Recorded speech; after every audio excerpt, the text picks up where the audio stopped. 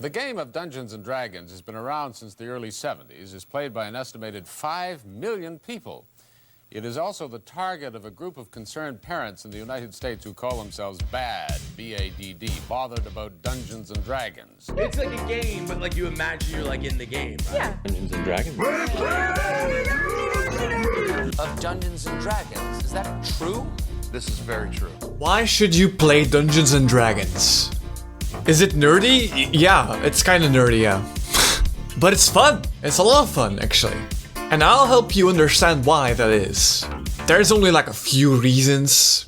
The hooded cultists chant, "Hail, Lord Vecna." But let's like start with the basics. What is Dungeons & Dragons? D&D for short. Well, it's basically just like a very cool story that you tell with your friends. So basically like a few people sit together and they make their little characters.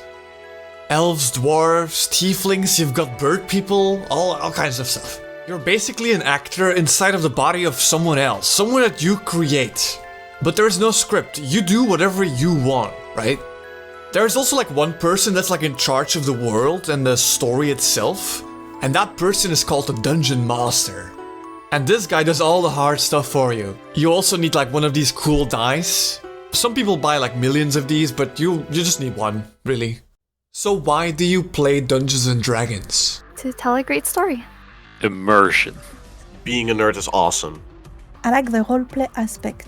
I have asked some of my friends and also my community, so if you want to be a part of that, down in the description.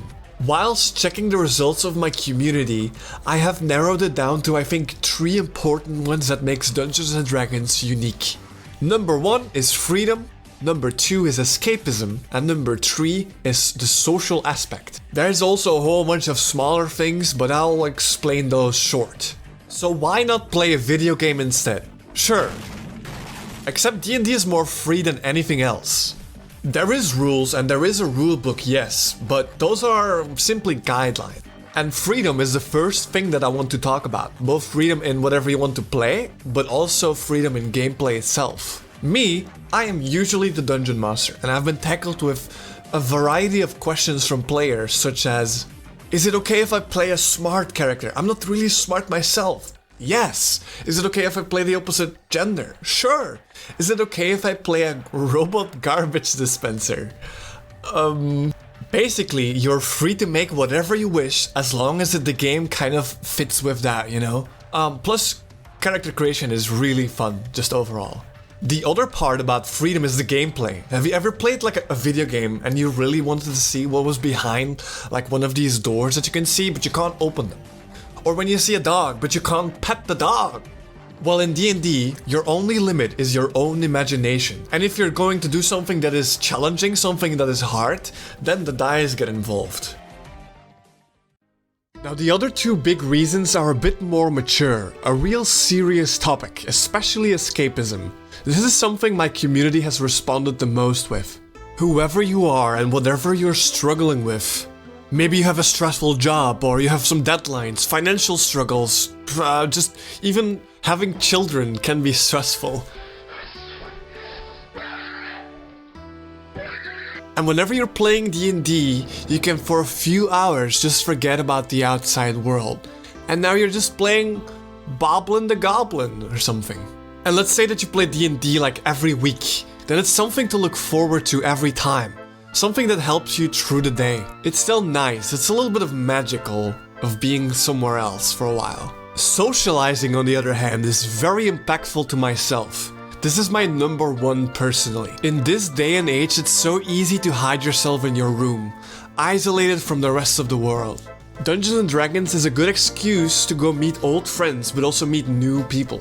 This is how I met some of the most wonderful people that I now call my friends.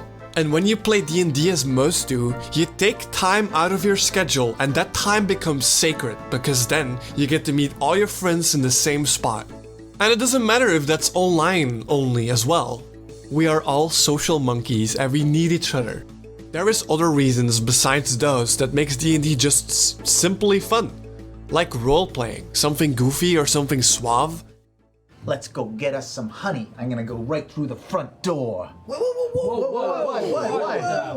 This is where the honey is. Immersion is also important because with the right immersion, even a joke character becomes very sentimental. You become attached to every character.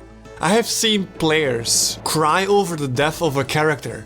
Maybe even an NPC. I've seen poems being written in artistic passion, and myself, I have written some bard songs as well. However, the last reason I wish to talk about, and the reason why I became a dungeon master, is fulfillment.